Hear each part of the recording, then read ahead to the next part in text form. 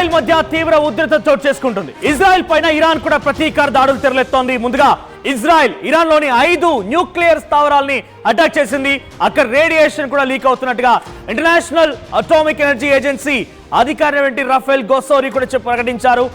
Radiation leak అవుతున్నట్టుగా తేల్చేశారు. ఇప్పుడు ప్రతీకార దాడిలో భాగంగా ఇరాన్ కూడా ఇజ్రాయెల్ పైన దాడి చేస్తోంది. ప్రస్తుతానికి దాడులు కొనసాగుతున్నాయి. ఏకంగా 1 కాదు 2 కాదు 800 డ్రోన్లతో ఇజ్రాయెల్ పైన విరుచుకుపడింది ఇరాన్ దాడులకి అటు ఇజ్రాయెల్ కూడా తిప్పికొడుతోంది. డ్రోన్లని గాల్లోనే పేల్చేస్తోంది ఇజ్రాయెల్. ఎందుకంటే ఇజ్రాయెల్ దగ్గర అత్యాధునికమైనటువంటి ఎయిర్ డిఫెన్స్ సిస్టమ్ తో పాటుగా ఐరన్ డోమ్ లాంటి ఒక అత్యద్భుతమైనటువంటి ఒక ఎయిర్ డిఫెన్స్ సిస్టమ్ ఉంది. సో ఐరన్ డోమ్ తో పూర్తిగా ఒక్కటంటే ఒక డ్రోన్ ని కూడా ఇజ్రాయెల్ పైన పడకుండా ఇజ్రాయెల్ తిప్పికొట్టే ప్రయత్నం చేస్తోంది. ప్రత్యక్ష యుద్ధం మొదలైంది. అటు ఇరాన్ కి ఇజ్రాయెల్ కి మధ్య యుద్ధం కొనసాగుతుంది. ఇరాన్ ప్రతీకార దాడిలో భాగంగా 800 డ్రోన్లని ఇజ్రాయెల్ పైన ప్రయోగిస్తోంది. అయితే దాడులని ఆపాలని చెప్పి అమెరికా చెప్పినా కూడా ఇజ్రాయెల్ వెనక్కి తగ్గలేదని తెలుస్తోంది. అర్ధరాత్రి నుంచి ఇరాన్ పైన ఇజ్రాయెల్ మిసైల్స్ తో అటాక్ చేస్తోంది. పెద్ద ఎత్తున మిసైల్స్ అటాక్ కొనసాగుతోంది. ఇంకా ఆ మిసైల్స్ అటాక్ ని ఇంకా ఇజ్రాయెల్ కంటిన్యూ చేస్తూనే ఉంది. ఒకవైపున అటాక్ కంటిన్యూ చేస్తూనే ఇరాన్ చేసినటువంటి ప్రతీకార దాడిని కూడా తిప్పికొట్టే ప్రయత్నం చేస్తోంది. ఇరాన్ అణుస్థావరాలు టార్గెట్ గా దాడులు కొనసాగుతారు. మ్యాప్ లో చూపిస్తాను. ఈ మ్యాప్ లో మీరు గమనించండి. ఇది ఇజ్రాయెల్. ఇక్కడ కనిపించిన చిన్న పోర్షన్, ఈ చిన్న వైట్ పోర్షన్ వరకు మాత్రమే ఇజ్రాయెల్. సో ఇజ్రాయెల్ గాజా పైన దాడి చేస్తుంటే ఈ దాడిని ఇరాన్ ఏమాత్రం సహించడం లేదు. ఎందుకంటే గాజా, హమాస్, హెజ్బుల్లా వీళ్ళందరికీ ఒక రకంగా మద్దతుదారులుగా ఉంది ఇరాన్. చూడండి ఇజ్రాయెల్ యొక్క దేశ భూభాగం ఎంత ఉంది జాగ్రఫికల్ గా. నాకు తెలిసి ఇక్కడ కనీసం ఒక 10%, ఇరాన్ లో ఒక 10% కూడా కాదు.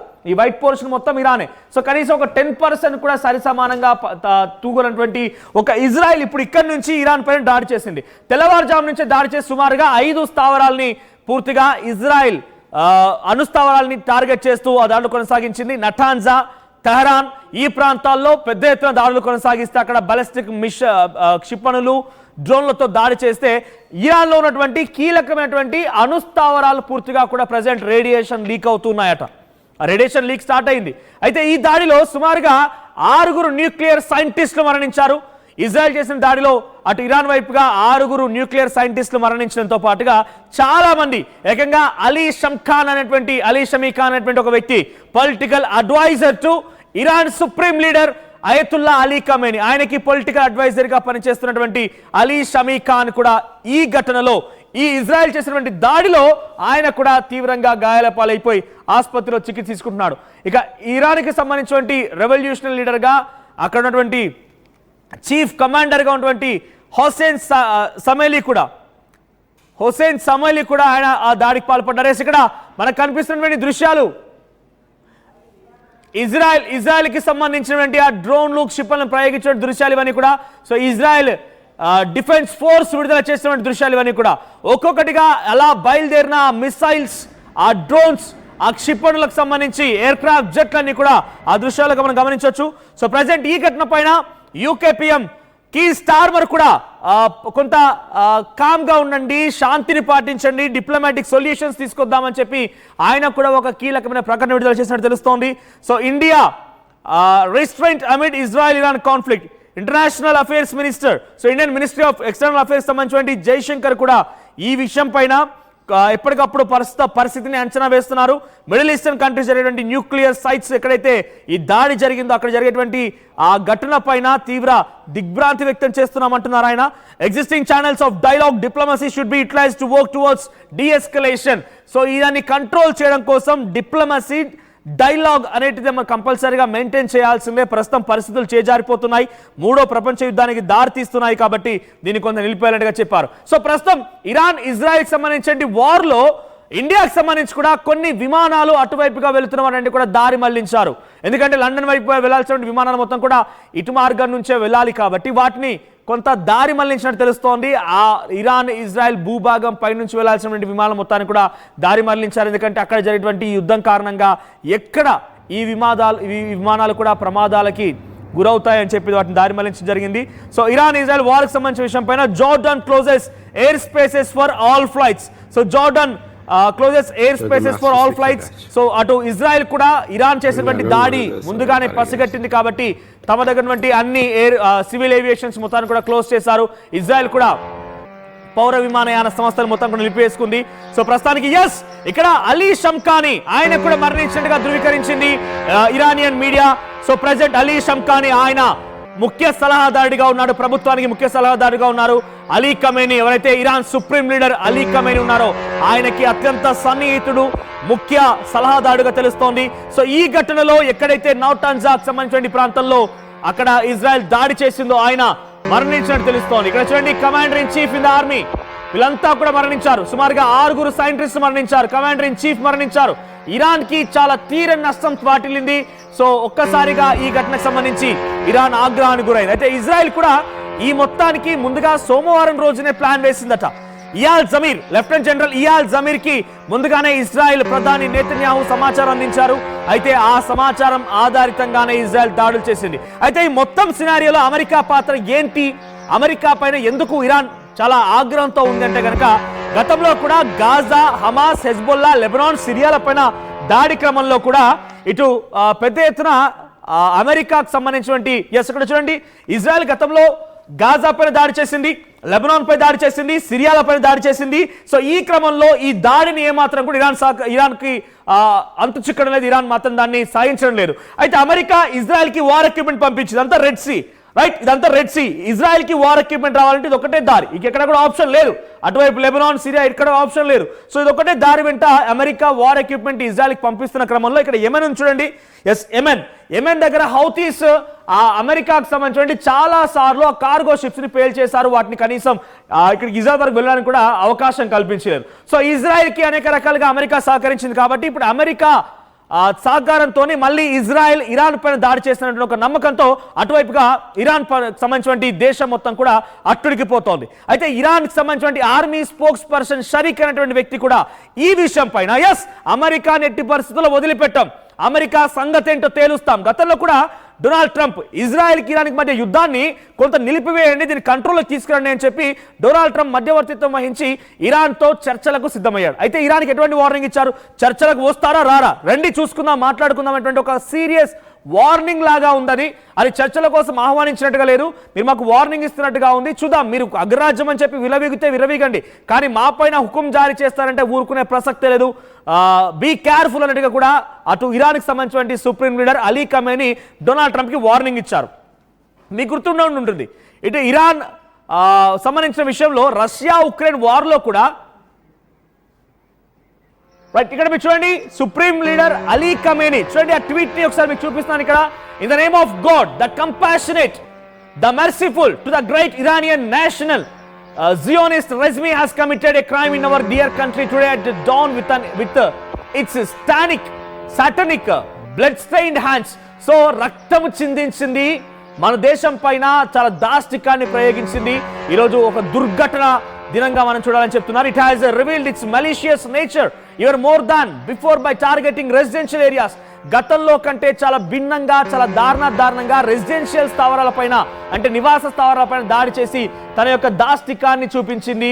సో ఇటువంటి ఘటన ఎట్టి పరిస్థితుల్లో సహించేది లేదు. In the name of God అన్నారు ఆయన, కంపాషనేట్ అండ్ మెర్సిఫుల్ అనేటువంటి పదాలని వాడారు. అయితే ఇక్కడ రష్యా అధ్యక్షుడితో డొనాల్డ్ ట్రంప్ ఉక్రెయిన్ కి సంబంధించిన యుద్ధం నేపథ్యంలో మాట్లాడినప్పుడు ఏకంగా డొనాల్డ్ ట్రంపే ట్వీట్ చేశారు, నేను రష్యా అధ్యక్షుడు పుతిన్తో చాలా మంచిగా ఇద్దరి మధ్య చర్చ కొనసాగినప్పటికీ ఆ చర్చ తర్వాత నేను దాంట్లో మాట్లాడిన దాంట్లో ఇరాన్కి సంబంధించినటువంటి విషయాన్ని కూడా మాట్లాడాను.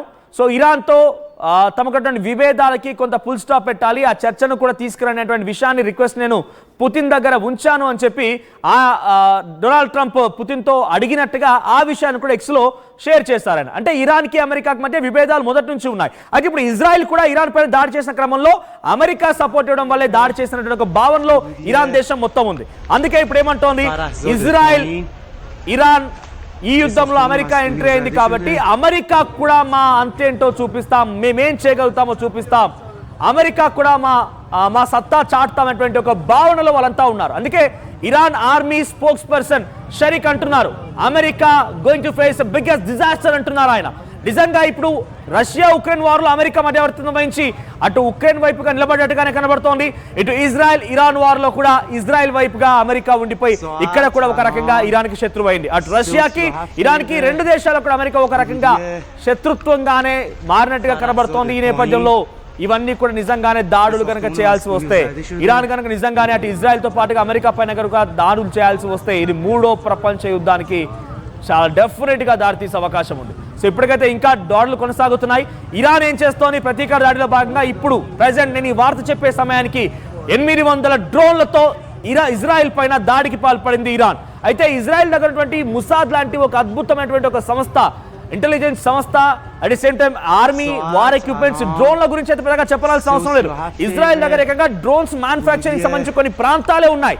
సో ఆ డ్రోన్స్ ని అత్యధిక సంఖ్యలో మనం ఇజ్రాయెల్కి సంబంధించి ఇజ్రాయెల్ నుంచి ఇరాన్ వైపుగా ప్రయోగిస్తోంది ఇజ్రాయెల్. ఈ మధ్య భారత్కు సంబంధించి భారత్ పాకిస్తాన్ యుద్ధంలో కూడా ఇజ్రాయెల్ నుంచి వచ్చినటువంటి హార్పీ డ్రోన్స్ నే మనం పాకిస్తాన్ ప్రయోగించింది. అంటే అటువంటి డ్రోన్ తయారీ యూనిట్లు కొన్ని వందల కొలది ఇజ్రాయెల్ దగ్గర ఉన్నాయి. ఇప్పుడు ఆ డ్రోన్లు మొత్తాన్ని కూడా ఇరాన్ పైన ప్రయోగిస్తోంది. అటువైపు ఇరాన్ కూడా తమ పైన ప్రయోగిస్తుంటే అద్భుతమైనటువంటి ఒక ఎయిర్ డిఫెన్స్ సిస్టమ్ మొత్తాన్ని కూడా అడ్డుకునే ప్రయత్నం చేస్తోంది, తిప్పి కొట్టే ప్రయత్నం చేస్తోంది. ప్రస్తుతానికైతే ఇరాన్ కూడా ఇజ్రాయెల్ పైన దాడి కొనసాగిస్తూ ఉంది. ఈ దాడిలో ఇజ్రాయెల్ కూడా ముందుగానే ఎక్స్పెక్ట్ చేసి ఎమర్జెన్సీని ప్రకటించుకుంది. ఎమర్జెన్సీ ప్రకటించారు అక్కడ. సో ప్రెసెంట్ ఎమర్జెన్సీ కొనసాగుతుంది ఇజ్రాయెల్లో. సో మరీ ముఖ్యంగా అక్కడ ఉన్నటువంటి ఆ పౌర విమానయాన సంస్థల్ని మొత్తాన్ని కూడా నిలిపివేసింది. ఎటువంటి ఫ్లైట్స్ టేక్ ఆఫ్స్ కానీ ల్యాండింగ్స్ కానీ లేవు. సో తమ ఫ్లైట్స్ ఇజ్రాయెల్కి వచ్చేటువంటి ఫ్లైట్స్ ఇతరత్ర ప్రాంతాల నుంచి ఎటువైపు నుంచి వచ్చినా కూడా వాటిని నిలిపడానికి సిద్ధంగా అయింది. మీరు చూడండి, ఇక్కడ గతంలో ఇరాన్ ఏం చేసింది? మనమంతా ఏకం కావాలి, ఇజ్రాయెల్ చాలా విస్తృతంగా భీకర దాడులతో గాజాని, సిరియాని, లెబనాన్ పైన దాడి చేస్తామని చెప్పిన నేపథ్యంలో ఇరాన్ ఇరాక్ సపోర్ట్ తీసుకుంది, సౌదీ సపోర్ట్ తీసుకుంది. సో అందరం కలిసి ఏకమవుదాం, రిలీజియస్ గా మనమంతా ఏకమై ఇజ్రాయెల్ పైన దాడి చేస్తామని చెప్తాను. ఎందుకంటే మీరు జాగ్రఫికల్ గమనిస్తే ఇజ్రాయెల్ ఏమాత్రం సరితూగదు, కానీ ఇరాన్ లాంటి దేశం పైన దాడి చేస్తోంది. గాజా, హమాస్ సంస్థల పైన, తర్వాత సిరియా, లెబనాన్ పైన కూడా దాడి చేస్తోంది. ఈ నేపథ్యంలోనే వీళ్ళందరికీ మద్దతుగా మనందరం కలిసి ఉండాలి. సో ఇరాన్ ఇరాక్ ఏకమవ్వాలంటున్నారు. సో ఈ యుద్ధంలో కనుక డైరెక్ట్ గా ఇరాక్ ఆల్రెడీ ఇరాన్ కి సపోర్ట్ చేస్తానని చెప్పింది కాబట్టి ఇరాన్ కూడా యుద్ధంలో దిగాల్సి వస్తే ఈ పోర్షన్ చూడండి ఒకసారి జాగ్రఫికల్ గా, ఇగో ఇదంతా కూడా ఒక యుద్ధ క్షేత్రంగా మారే అవకాశం ఉంది. ఇదంతా యుద్ధ క్షేత్రంగా మారే అవకాశం ఉంది.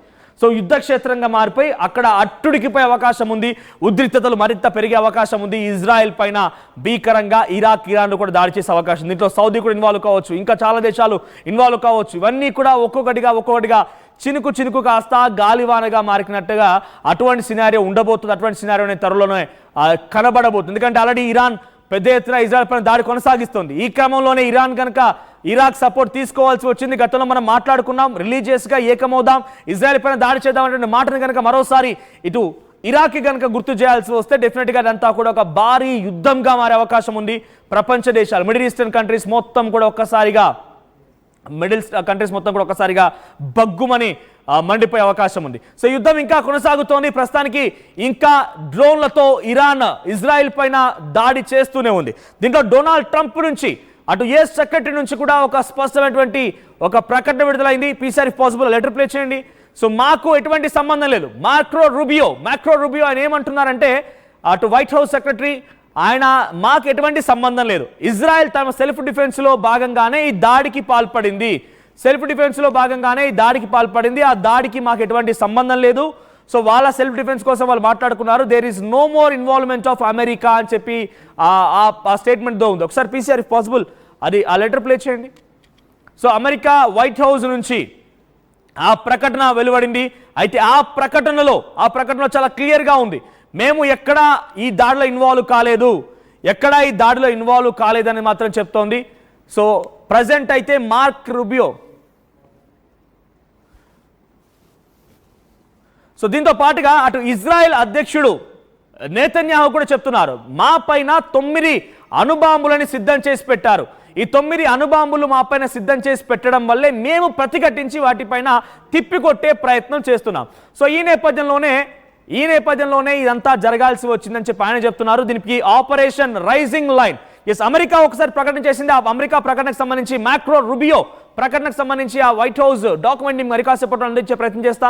సో ప్రెసెంట్ అయితే నేతన్యాహు మాట్లాడిన మాట కూడా ఉన్నాయి. ఆపరేషన్ రైజింగ్ లైన్ పేరిట నేతన్యాహు కూడా మాట్లాడుకొచ్చారు. మా పైన ఇరాన్ 9 అణుబాంబులను ఎక్కుపెట్టి ఉంచింది. 9 అణుబాంబులను మాపైన ఎక్కుపెట్టి ఉంచింది. ఏ క్షణమైనా ఆ అణుబాంబులను ప్రయోగించి ఇజ్రాయెల్ని తునాతునకలు చేస్తామనే మాటని ఇరాన్ బహిరంగంగా మాట్లాడింది. కాబట్టి ఎస్, ఇది అమెరికా వైట్ హౌస్ నుంచి విడుదలైనటువంటి ఆ పోస్టర్. సో చూడండి, statement from secretary of state mark Rubio. So ఇందులో ఏమంటున్నారు ఆయన, వైట్ హౌస్ నుంచి విడుదలైనటువంటి ఈ స్టేట్మెంట్ అది. For immediate release tonight Israel took unilateral action against Iran. ఒంటరిగా నిర్ణయం తీసుకుంది. We're not involved in strikes against Iran and our priority to is protecting American forces. American forces ని కాపాడమే తమ ముఖ్య లక్ష్యంగా ఉంది. తర్వాత Israel advised us that they believe this action was necessary for its self defense. So Israel ఏం నమ్ముతోంది అని అంటే కనుక తమ సెల్ఫ్ డిఫెన్స్ కోసం ఇది తప్పనిసరిగా అవసరం కాబట్టి అని నమ్ముతోంది. అందుకే ఈ దాడులు చేసింది. President Trump and the administration have taken all necessary steps to protect our forces and remain in close contact with our regional partners. Let me be clear, Iran should not target US interests or personnel. మేము ఈ దాడికి మాకు సంబంధం లేదు. Iran మళ్ళీ వ్యక్తిగతంగా target చేయకూడదు, మా ఇంట్రెస్ట్ని టార్గెట్ చేయకూడదు, మా పర్సన్స్ని టార్గెట్ చేయకూడదు అని చెప్తూనే అమెరికా డొనాల్డ్ ట్రంప్ సంచలన నిర్ణయం తీసుకున్నారు. తమ యొక్క ఆర్మీ ఫోర్సెస్ని, అమెరికన్ ఫోర్సెస్ని వెంటనే ఇజ్రాయెల్ నుంచి, ఇరాన్ నుంచి వెనక్కి తెప్పించుకున్నారైనా ప్రస్తుతానికి అమెరికా ఫోర్సెస్ ఎక్కడా కూడా ఇరాన్లో లేవు. వారందరూ కూడా వెనక్కి రప్పించేసుకున్నారు. ప్రజెంట్ ఆయన కూడా యుద్ధానికి సిద్ధమవుతున్నట్టుగా తెలుస్తోంది. అక్కడ ఇప్పటికే అంతర్యుద్ధం కొనసాగుతుంది. అమెరికాలో కూడా లాస్ ఏంజలస్, కాలిఫోర్నియాలో ఐసీఈకి వ్యతిరేకంగా నినాదాలు కొనసాగుతూ ఉన్నాయి. సో ఈ సిచ్యువేషన్లో అమెరికా కూడా దీనిలోకి ఎంట్రీ ఇవ్వడం, ఆ తర్వాత అమెరికా కూడా ఈ రకమైనటువంటి ఒక వార్నింగ్ని ఇరాన్కి పంపించి, ఇరాన్ కూడా అమెరికాకి పంపించడం చూస్తూ ఉంటే ఇది కాస్త ముదురుతుందనేది మాత్రం అర్థమవుతుంది. ఒకసారి ఆపరేషన్ రైజింగ్ లైన్ పేరిట ఇజ్రాయెల్ ఎటువంటి దాడి చేసిందనేది నేతన్యాహు మాటలు విందాం. పీసీఆర్ ఇఫ్ పాసిబుల్ నేతన్యాహు మాటలు ప్లే చేయండి. 9 అణుబాంబులు ఉన్నాయని చెప్పి చెప్పుకొచ్చారు. 9 అణుబాంబులని వాళ్ళు మాపైన ఎక్కుపెట్టి ఉంచారు. 9 అణుబాంబులు మాపైన దాడికి సిద్ధంగా ఉన్నాయి. ఏ క్షణమైనా కూడా మాపైన దాడి చేయడానికి సిద్ధంగా ఉన్నారు. కాబట్టి మేము ప్రతిదాడి చేశాం, సెల్ఫ్ డిఫెన్స్ చేశామని చెప్తున్నారు. ఒకసారి అటు ఇజ్రాయెల్ ప్రధాని నేతన్యాహు ఏం మాట్లాడాడో చూద్దాం. Moments ago, Israel launched Operation Rising Lion, a targeted military operation to roll back the Iranian threat to Israel's very survival. This operation will continue for as many days as it takes to remove this threat. For decades, the tyrants of Tehran have brazenly, openly called for Israel's destruction. They've backed up their genocidal rhetoric with a program to develop nuclear weapons. In recent years, Iran has produced enough highly enriched uranium for 9 atom bombs. 9. In recent months, Iran has taken steps that it has never taken before. Steps to weaponize this enriched uranium. And if not stopped, Iran could produce a nuclear weapon in a very short time. It could be a year, it could be within a few months, less than a year.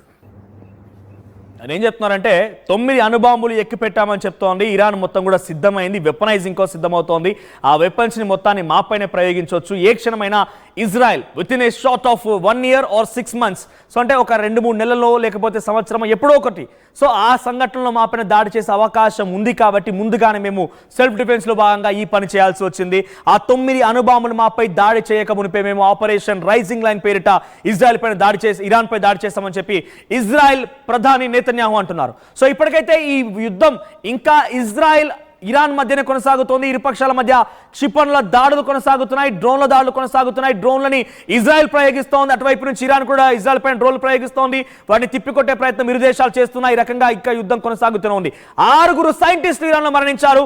ఏకంగా అక్కడి political advisor Ali ఖమేనీకి political advisor ఉన్నటువంటి Ali షమ్ఖానీ కూడా మరణించారు. So ఈ రకంగా చాలా పెద్ద ఎత్తున అమెరికా పైన, ఇజ్రాయెల్ పైన అక్కడి ఇరాన్ దేశస్తులు కూడా మండిపోతున్నారు. ఇదంతా చూస్తూ ఉంటే పరిస్థితి చేదారింది. పరిస్థితి పెద్ద ఎత్తున ఆందోళనకరంగా ఉంది. ఏ క్షణమైనా ఒక భారీ యుద్ధానికి అమెరికా పైన, ఇజ్రాయెల్ పైన ఇరాన్ సిద్ధమైపోయి దాడులు చేసే అవకాశం కనబడుతోంది. చూద్దాం మరి ఏం జరుగుతుందో. ఇదే కనుక జరగాల్సి వస్తే 3వ ప్రపంచ యుద్ధం తథ్యమన్నట్టుగానే భావించాలి.